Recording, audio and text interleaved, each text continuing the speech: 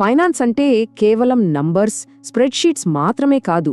మనకు తెలియకుండానే మన నిర్ణయాలను, మన జీవితాలను ప్రభావితం చేసే కొన్ని కనిపించని శక్తులు కూడా ఉంటాయి. సరే, ఆ అదృశ్య శక్తుల గురించి ఇప్పుడు లోతుగా తెలుసుకుందాం. ఈ ప్రశ్న గురించి ఒక్క క్షణం ఆలోచిద్దామా? మనం డబ్బు గురించి తీసుకునే నిర్ణయాలు నిజానికి డబ్బుకు సంబంధించినవి కాకపోవచ్చు. వాటి వెనుక మనకు తెలియని మరెన్నో కారణాలు ఉండొచ్చు. అవేంటో చూద్దాం. నిజానికి మన పర్సనల్ ఫైనాన్స్ అనేది ఎక్సెల్ షీట్లలో కన్నా మన చుట్టూ ఉన్న కథల్లోనే ఎక్కువగా ఉంటుంది. అంటే మన చరిత్ర, మనం పెరిగిన వాతావరణం, మన కల్చర్, ఇవన్నీ మన ప్రవర్తనను ఎలా మలుస్తాయో దానిమీద ఆధారపడి ఉంటుంది. ఈ కథలే మనకు తెలియకుండానే మన డబ్బుకు సంబంధించిన నిర్ణయాలను శాసిస్తాయన్నమాట. సరే, మన మొదటి కథకు వెళ్దాం. గుజరాత్లోని సూరత్ వజ్రాల వ్యాపారుల గురించి తెలుసుకుందాం. ఫైనాన్స్లో నమ్మకం అనేది ఎంత పవర్ఫుల్ అనేది ఈ కథ మనకు చూపిస్తుంది. ఇది 1960లలో జరిగిన కథ.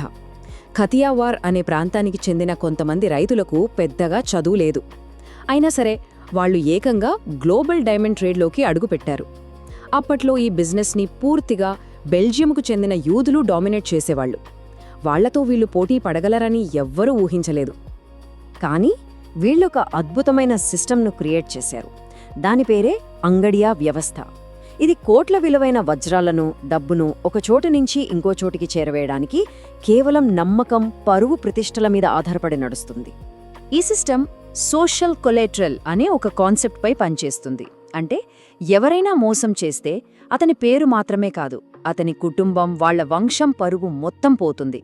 వాళ్లను సమాజం నుంచే వెలివేస్తారు. అందుకే వాళ్లకు డబ్బు కంటే గౌరవమే ముఖ్యం. ఈ కల్చరల్ వాల్యూ వల్లే లక్షల కోట్ల వజ్రాల వ్యాపారం ఈరోజుకి ఈ నమ్మకం మీదనే నడుస్తోందంటే ఆశ్చర్యం కదా. సరే, ఇప్పుడు ఈ సామాజిక వ్యవస్థల నుండి మన వ్యక్తిగత ఆర్థిక గతం మనల్ని ఎలా ప్రభావితం చేస్తుందో చూద్దాం. ఆర్థికవేత్తలు డిప్రెషన్ బేబీస్ అని ఒక కాన్సెప్ట్ గురించి చెప్తారు. అంటే చిన్నప్పుడు మనం చూసిన ఆర్థిక పరిస్థితులు మనల్ని జీవితాంతం వెంటాడతాయి. ఉదాహరణకు, చిన్నప్పుడు విపరీతమైన ధరల పెరుగుదలను చూసిన వ్యక్తి పెద్దయ్యాక డబ్బును వీలైనంత త్వరగా భూమి లాంటి ఆస్తులలో పెట్టేస్తాడు. అలాగే స్టాక్ మార్కెట్ క్రాష్ చూసిన వాళ్లు జీవితాంతం స్టాక్స్లో ఇన్వెస్ట్ చేయడానికి భయపడొచ్చు. ఆ అనుభవాలు మన ఫైనాన్షియల్ డిఎన్ఏలో ప్రింట్ అయిపోతాయి. ఒక్కసారి ఈ చార్ట్ చూడండి. 1980లు, 90ల టైంలో ఫిక్స్డ్ డిపాజిట్లపై వడ్డీ రేటు ఏకంగా 13.5% ఉండేది. అదే 2023కొచ్చేసరికి కేవలం 6.7%కి పడిపోయింది. అందుకే మన పెద్దవాళ్లు ఇప్పటికీ ఎఫ్డీమీ బెస్ట్రా, సేఫ్ అండ్ సెక్యూర్ అంటుంటారు. వాళ్ల టైంలో అది నిజం, కానీ ఇప్పటి జనరేషన్కే అదంత గొప్పగా అనిపించదు. అంటే ఎవరి అనుభవాల ప్రకారం వాళ్ళు కరెక్టే. సో ఇక్కడ మనం అర్థం చేసుకోవాల్సిందేంటంటే, పాత తరం వాళ్ళు చెప్పేది కేవలం పాత జ్ఞాపకాలు కాదు, వాళ్ళు జీవించిన ఆర్థిక వాస్తవికత నుంచి వచ్చిన విలువైన డేటా పాయింట్స్ అన్నమాట. ఓకే, నెక్స్ట్, మనం ఎక్కడ పుట్టాం, ఎక్కడ పెరిగాం అనేది మన కెరీర్ లక్ష్యాలను ఎలా డిసైడ్ చేస్తుందో చూద్దాం.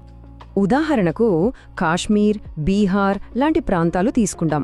అక్కడ చారిత్రకంగా రాజకీయ అస్థిరత, ప్రైవేట్ ఉద్యోగాలు తక్కువగా ఉండటం వల్ల ప్రజలకు ప్రభుత్వ ఉద్యోగమంటే ఒక రకమైన భద్రత.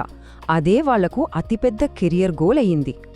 కానీ దీనికి పూర్తిగా ఆపోజిట్ కథియావార్ ప్రాంతం.